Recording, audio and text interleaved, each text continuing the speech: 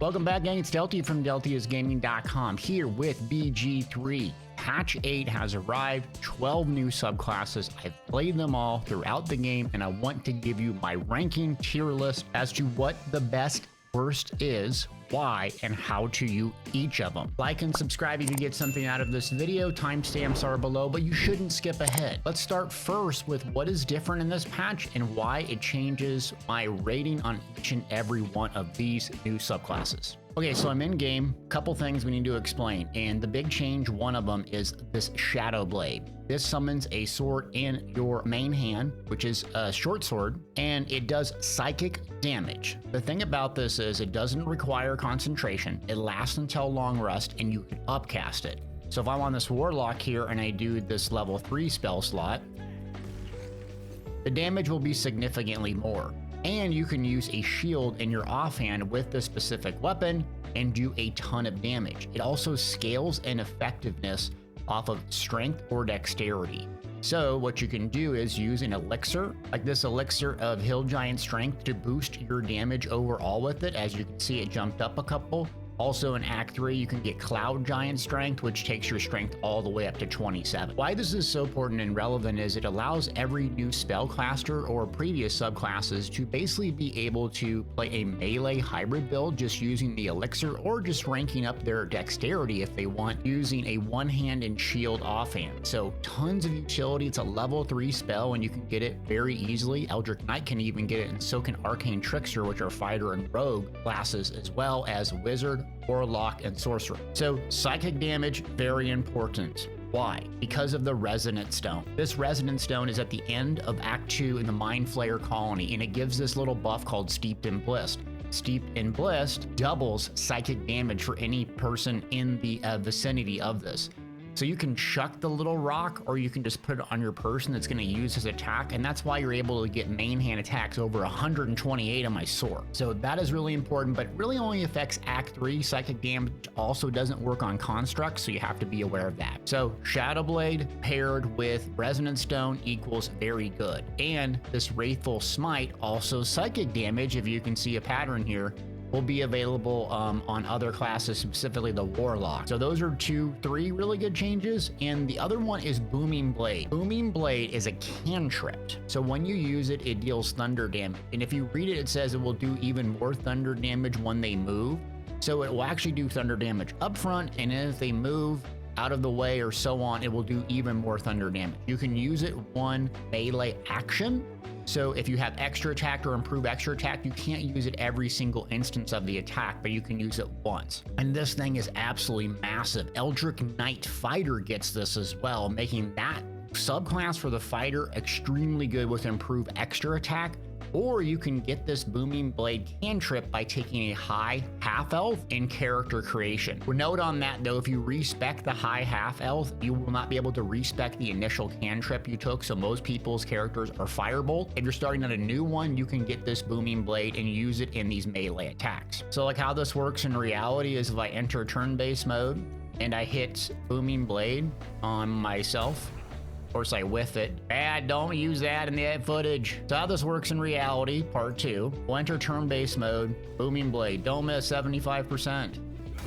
Boom, chunked. And then you see I have extra attack on this guy because I'm multi-class. I can still attack, but I cannot use this Booming Blade again. So it's once per action, but you can get 4 actions possible in one individual turn, leading to a whole lot of damage. It's a long-winded way to say that spellcasters now can be the ultimate melee builds, especially multi-classed or even not if you don't want to get extra attack. So that influences this ranking significantly. But let's start with what I think is the worst subclass, not the worst class. Stick with me. That's number 12. The Bard College of Glamour. So the College of Glamour Bard, it's going to unlock the features related to charms essentially at level 3. One of the things you get is to imbue allies with HP, and if its attack it gets hit, they become charmed. This is essentially terrible, right? Because you can get this charm thing by using the tadpole power. So already you have a way to get this as a reaction. And if that weren't bad enough, this Mantle of Inspiration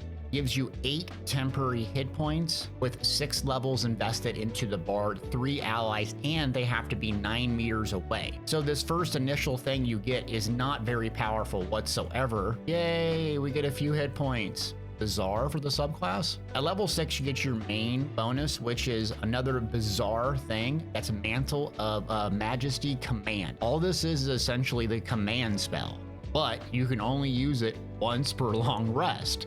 So you could spec into this for 6 levels to get command, or just take a cleric at level 1 or another class that has that command spell. So this is a very odd thing to spec into this when you have College of Valor and College of Sword and even College of Lore giving a lot more utility to the class versus just having essentially 1 CC that's actually pretty good. You can get very early from other classes. Bizarre. Level 10 also gives you Mantle of Inspiration. It boosts it, wait for it, all the way up to 11 temporary hit points, and numbers of targets increase to 4. I'm sorry, those are just trash bonuses for the subclass. Now, I do not think the Bard is bad. I think College of Sword is very good. College of Valor is also very good. You can play the Bard a lot of different ways.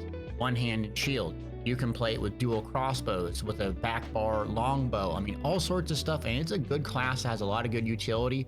The spell casting potential is not that good. I did find one way to play it that was pretty good, not to brag, and this is what I did. Okay, so what I did with the Bard to make it effective is I used 6 levels of Bard, so you could get that goofy bonus mantle, and then I used 6 levels of the Sorcerer with the new subclass Shadow Magic. So that gives you a ton more spell casting potential. You also get Shadow Blade, and you can get Booming Blade. So this will have a good balance of utility, crowd control, burst damage, and spell casting. It actually worked pretty well at endgame, believe it or not, and I typically don't like playing a Bard as a spellcaster, but this was somewhat effective. Again, the overall ranking for the subclass is due to the bonuses just suck on a pretty good class. Speaking of sucking, let's move on to number 11, and that's another subclass that was super underwhelming, and that is Druid. Circle of the Stars. Okay, so the Circle of the Stars Druid basically avoids using Wild Shape in terms of transforming into a bear. Instead, you use this Wild Shape charge in a bonus action to gain Starry form. So this is going to allow you to use something like Luminous Arrow or Increase Healing or Dragon's Breath.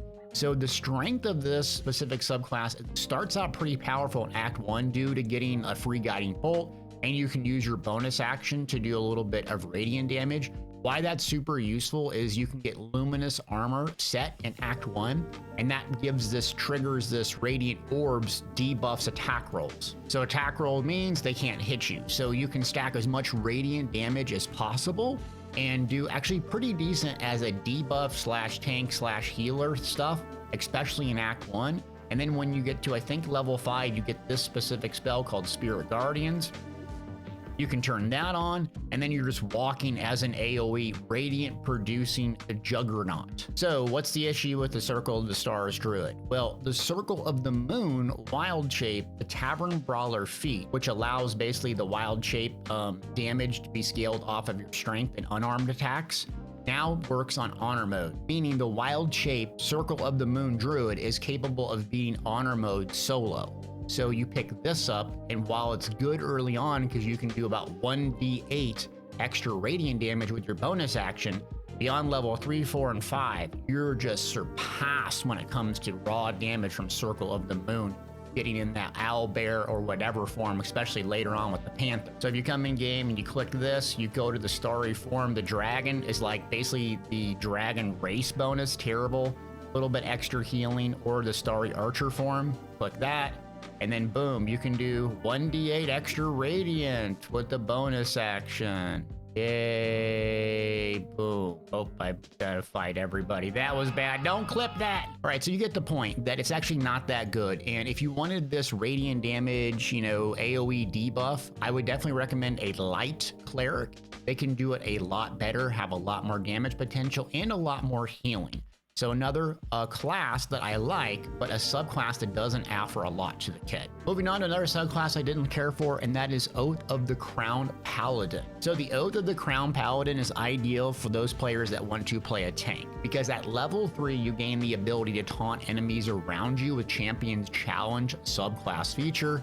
So it's going to compel enemies to attack you or face a disadvantage. You also can do the typical Paladin build playstyle, Divine Smite, strength stacking, and you can have a good defensive subclass that has a little bit more offensive potential, kind of in hybrid. Best way I found to play this is kind of use the old Shadowheart healing thing combo in Act 1, which is Amulet of Restoration, Whispering Promise, Hellrider's Pride, Boots of Aid and Comfort. So this will allow you to basically use a bonus action off heal and buff your entire party while also doing damage. Okay, if we go to the subclass bonuses, here is the Champion Duel. It's going to use your Charged Oath in a bonus action, and the radius is quite big. So this is your AoE taunt. You also have the Aurora of Protection, which is nice. Make sure to turn this on. I forgot to do that an entire playthrough. Please don't make fun of me. And a small heal with the bonus action.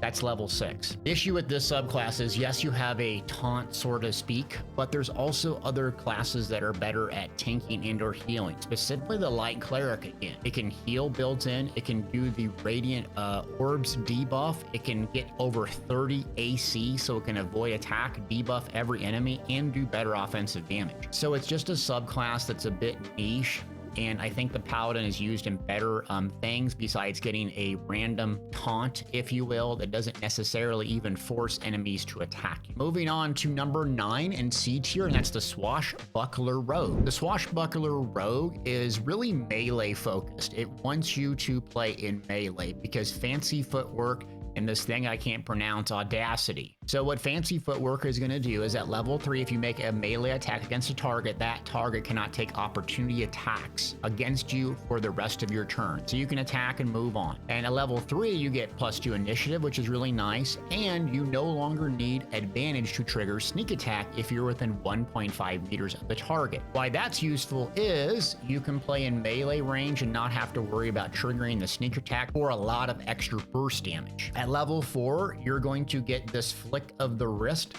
which is going to be Disarm, and you get Vicious Mockery Cantrip, which is kind of odd, but allows you to have a lot of bonus action utility, and the Disarm is very similar to the Battle Master Disarm, so I found it really useful along with the Blind Santos, especially that it's a bonus action. Really nice, along with the burst potential of getting the sneak attack almost automatically.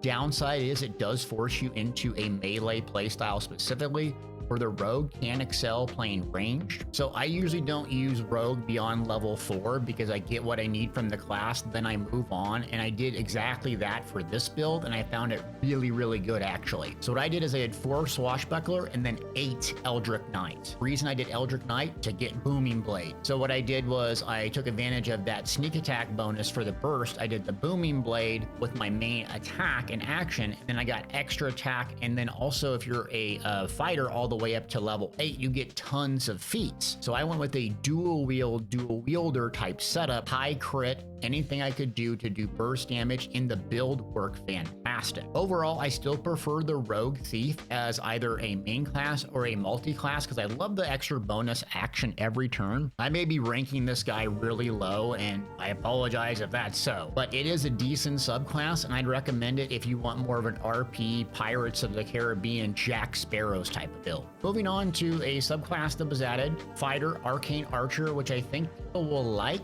but I don't think it's just powerful as a ranger. Let me explain why. So the Arcane Archer is going to give you this range-based subclass, and these arcane arrows essentially act as kind of like the elemental / rando arrows that you have anyways from the game. So you can cause blindless, you can do force damage, you can hit like multiple targets in an AoE, but you have to be somewhat close. So it's kind of odd. It plays like a ranger, but the subclass has this built-in arcane arrow mechanic and resource that you have to manage for shooting these arrows. So on my individual character, I have this one shadow arrow, nice because it has psychic damage, blind, poison damage, banish, which is a crowd control, really nice, piercing damage, and then force. So the damage is nice, but when you actually compare it to just the elemental arrows, or I don't know what I'm pronouncing them wrong, but like arrows of human slain or ice arrows and these other ones, roaring thunder, you don't really necessarily need these arrows anyway. So you're shooting them off, And then if you have Improve Extra Attack, you only get 10 of these resources. So pretty early, you're going to be drained of these resources and needing a short rest, especially if the fight is prolonged. The overall advantage of this is that you get Improve Extra Attack at level 11. So every action that you take, you're hitting for 3 times. And you can build up a lot of actions on this guy. So what I did is I used Elixir of Bloodlust on him. So if I kill a critter, I get another action. You also have Action Surge built in as a fighter, so that's another action. That's 3 so far if you can count like me. And then if you use Potion of Speed or Potion of Haste, you can get, yep, you guessed it, another action. So 4 actions times 3, not good at math, that's 12 attacks. But you can see the downside here is you have only 10 arcane arrows. Overall, I think it's a okay subclass. The thing is, I would just rather play the Ranger, the Gloomstalker, in either Assassination or Thief, and then a fighter multi-class if I want to do a sweaty range build, especially you get a lot more spell casting options. One piece of advice though is I would take this character all the way to level 11 and then multi-class it with something else. I like the wizard because the wizard gives you just a bunch of extra spells. You will have to adjust your ability score and character creator if you want to do this, but usually level 11 and then 1 multi-class is good to go. So next up is the Way of the Drunken Master. Don't be drinking, kids. So the Way of the Drunken Master I ranked number 7 overall in B tier. And basically the reason why is the monk is very strong. It uses unarmed attacks. It absolutely blasts people with action and bonus action. It's begging you to multi-class it with the rogue thief, and inherently it's very powerful with very little amounts of gear. The main issue or what you get out of the Drunken Master is you want to try to make targets drunk with the punch. Yes. So this Intoxicating Strike, hit a creature with your bare fist and possibly get them drunk. So you want to get them drunk first, and then you want to sober them up with Sobering Realization. So the issue that I had though is it's really hard to get this Intoxicating Strike to actually get them drunk, when you could just blast them with another attack that does even more damage. And then pretty soon you're chasing this little 1-2 combo of getting them drunk and then sobering them up, which is kind of funny and cool, when you could just be blasting them and killing them anyways. So ultimately the class hits like an absolute jackhammer. It does very good, but there's really no incentive beyond roleplay and silly factor of getting enemies drunk, picking this over Way of the Open Hand, which is obscenely powerful. And that's basically the big downside is Monk is very strong. Way of the Open Hand is one of the strongest builds in the game, but this in particularly was just kind of a silly thing to get people drunk and then sober them up. Didn't really care for it. Something I did care for a lot was the Death Domain Cleric, number 6 position in B+ tier. So the Death Domain Cleric is going to focus on necrotic damage. It's going to do some cantrips, and it's going to be melee damage. You're going to get martial weapon proficiency, so it's going to excel in melee combat, and you can rival the damage of the two-handed weapon kind of builds, barbarian, fighters, and paladins. It's also going to be helpful to multi-class this or try to get Booming Blade cantrip at all possible. It will add a lot of damage to your particular build. So this subclass is awesome. It's going to blend the best of melee martial damage two-handed, but have a lot of spellcasting potential. So what I did from the other build, I used the Spirit Guardians. Instead of radiant damage, we went with necrotic damage. So you have this AoE circle of necrotic damage, which inescapable destruction grants you, ignores resistance to necrotic damage. So that's going to help when you're fighting a lot of the undead critters, actually triggering the damage versus not. Another thing you're going to get a hold of in the reaction menu is this Touch of Death. It's going to add necrotic damage when you hit an enemy in melee. It's going to take the channel divinity, so you're not going to be able to use this a whole lot, and it's going to have to refresh on a short rest, but that can add a lot of burst damage. It's kind of like a mini Divine Smite, except necrotic. Pretty cool. You're also going to have a cantrip, Toll of Death. This was added as well, and with the bonus that you get at level 1, you can target 2 creatures rather than 1 with the Reaper bonus, so Toll of the Dead can be very powerful starting out. So the way I decided to play this, I took Cleric all the way to level 6, and then I took Fighter all the way to level 12. So I went with a great weapon fighting two-hander build, and I used the Eldritch Knight subclass again, just so I could get a hold of Booming Blade. And then I had the best, a lot of actions, extra attack, booming blade. I have the AoE necrotic damage, and I'm just absolutely beat sticking things. Plus I get spellcasting. So the reason I rank it where I do is other classes and other subclasses can just do this a little bit better. I think it's a fantastic way to play, and you don't have to play the meathead two-hander build. You can play a spellcaster as well with the cherished necromancy staff in Act 3 and create some cool fascinating builds. So Cleric has a ton of subclasses. This is a great one to play, and I really enjoyed it. Up next is number 5, Swarmkeeper Ranger, and that is in B+ tier. So I'll disclose my biases. I love the Ranger. I think it's one of the best class, if not my favorite class, so I'm very biased on this, and I would not just play this versus a Gloomstalker. I just think the Gloomstalker is one of the best subclasses in the entire game, one of the funnest playstyles. So the Swarmkeeper, what it's going to give you at level 3 is you're going to get Prey Scent. It's going to deal additional damage based on your Hunter's Mark. So it's going to be critical that you apply that and use that. You can choose the type of damage that you want it to deal: piercing, lightning, or psychic. We've already gone over how important psychic is. Piercing is also good with the ballast armor. In Act 3, you can double piercing damage if you're in range. So you can give someone the ballast armor, move them up close, and then double the damage of this effect using Hunter's Mark and stack that as well as increasing psychic damage. So when you hit something, you can trigger this Flurry of the Maw. So it's going to say blind, do psychic damage, or teleport you. That's really the bonus that you get. So you can see that in game here, I have Hunter's Mark just on this character right here, and then the Swarm is on my individual character.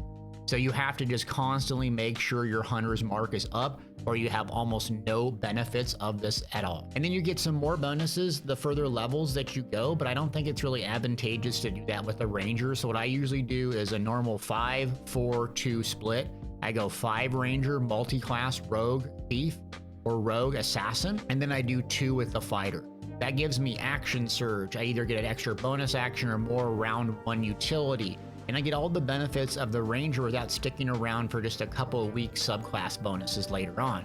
But if you like the Swarm and you like that philosophy, you can take this all the way up to level 11 and get Mighty Swarm, which is just going to deal a little bit increased damage. Again, you know what the Ranger is. It's fantastic range build, tons of options to play with it. I just cannot pick this over Gloomstalker, one of my favorite in the game. Moving on to number 4, and shockingly so much fun, is the Bladesinging Wizard at A tier. So the Bladesinging Wizard is, as you can imagine, it wants you to play in melee range. It wants you to use this Blade Song, and the subclass can give you extra attacks. So you have the ability to hang in there with a melee build, just like those of the Fighter, Barbarian, and so on. It's kind of the theme of patch 8. You can stack dexterity or strength, do massive damage, as well as having all the flexibility of the spell casting of the wizard. So this Blade Song is kind of interesting, is it gives you a lot more AC, movement speed. You can also gain advantage in acrobatics, +3 con saves, fantastic. So you can't wear medium, heavy, or shields. That is very critical. You must be wielding a dagger, longsword, rapier, scimitar,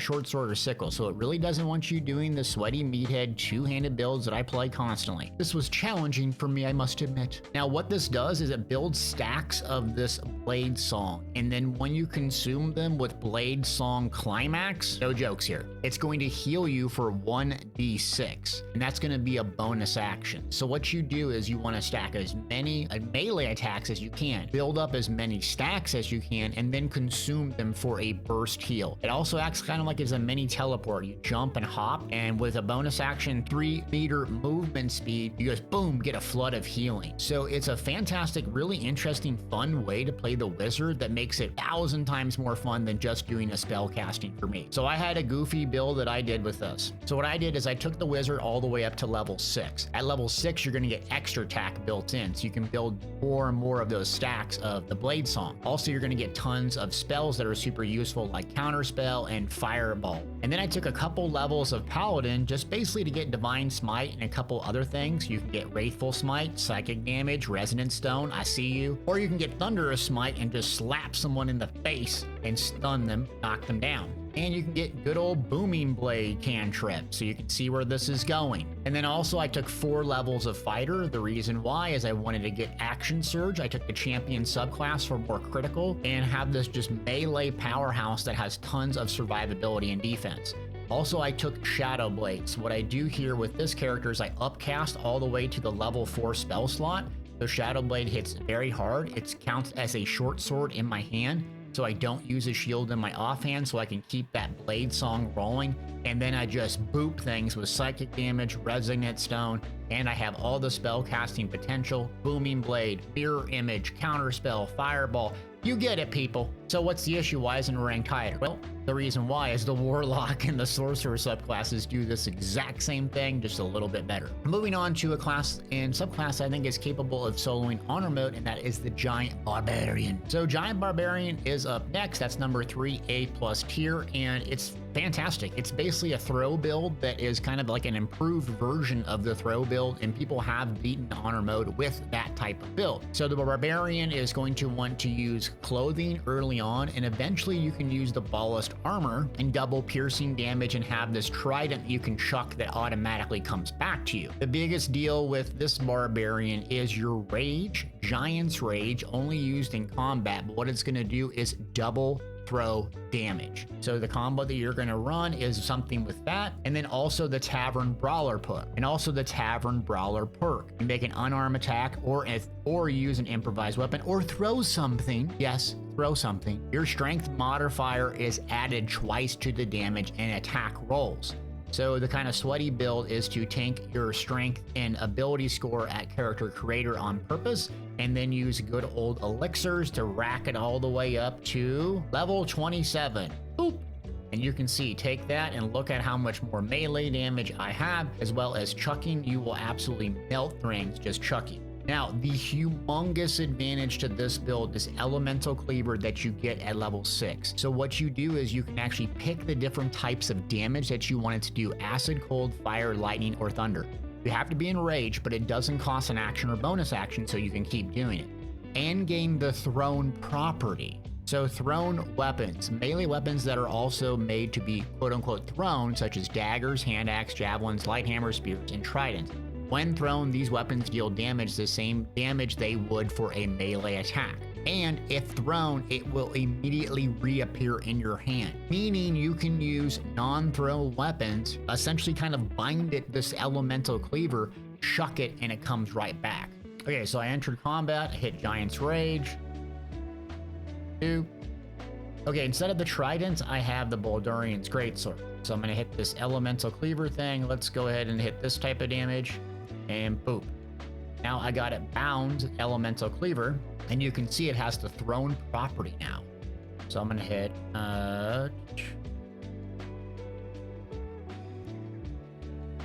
thrown, and I'm gonna chuck this big boy. Boop.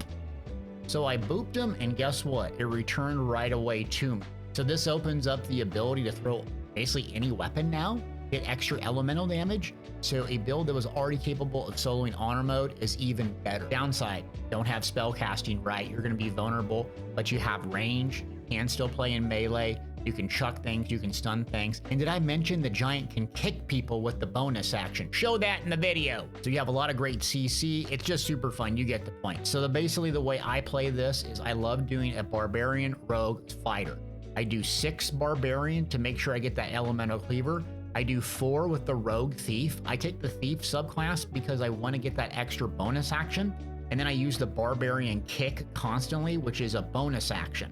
It does actually 17 damage and just chucks people. And the higher the chances is based on your athletics. You want to jack that skill up. And then I take the Fighter just 2 levels so I can get Action Surge and then increase my great weapon fighting if I'm using that. Awesome build. Love it. Now we're down to the top 2. You basically have 2 builds that play very similar: Shadow Magic Sorcerer and the Hexblade Warlock. I'm partial to the Sorcerer, but it's actually not the best. It's number 2. Let me explain why. So number 2, it is S tier. It is absolutely insanely amazing. With the Resonant Stone, I was able to hit 120 melee damages with this. Yes, melee damage. So the combo is Booming Blade, Shadow Blade. It's going to scale off of strength. So again, you can use an elixir or just rack your dexterity up to level 20. It's very good when you multi-class this combo for max effectiveness. The downside is it starts very, very slowly.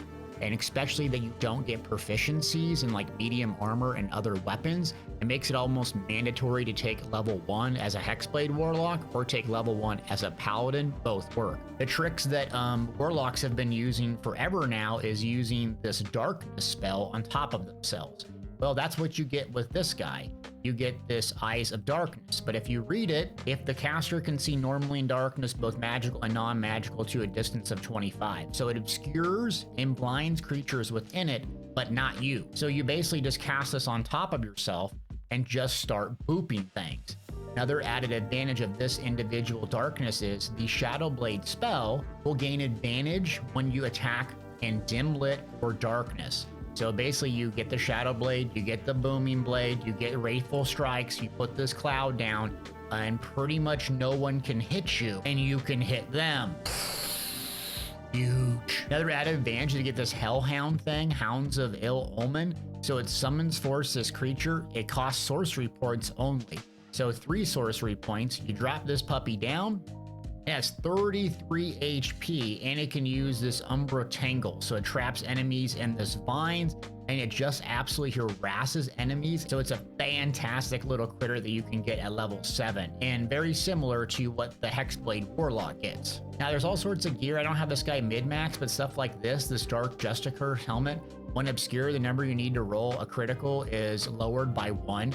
So you can build towards critical. This is just some crap build that I had. You can go back here and get the dead shot, all sorts of other things, even the Shade Cloak will work. And then this Shadow Blade doing melee damage. And you also get meta magic, which is my favorite. You can use Twinned, you can use Quicken, Extended, whatever you want. So I absolutely love the Sorcerer. I'm super biased. But why didn't I rank in number 1? Well, the Hexblade Warlock, and one of my least favorite classes is actually the Warlock. I just have to admit it's the best, and here's why. So the Hexblade Warlock is going to give you a lot of the similar things that you're going to get for the Shadow Magic Sorcerer. The biggest difference is with 1 level, you get an absolute crap ton of stuff, making it probably the best multi-class besides the Paladin for charisma-based builds. At level 1, you're going to get medium armor, shields, martial weapons. You're also going to get bind hex weapons, which lets you use your charisma modifier instead of strength or dexterity. This essentially means you don't have to do the shadow magic cheese to have an effective magic-based melee martial build. You can stack 1 attribute charisma and really ramp it up. You can get charisma all the way up to level 24 with 1 feat, Anti-Ethel's permanent bonus. In Act 3, you can get Mirror of the Lost, and you can get the Birthright head piece, all in Act 3.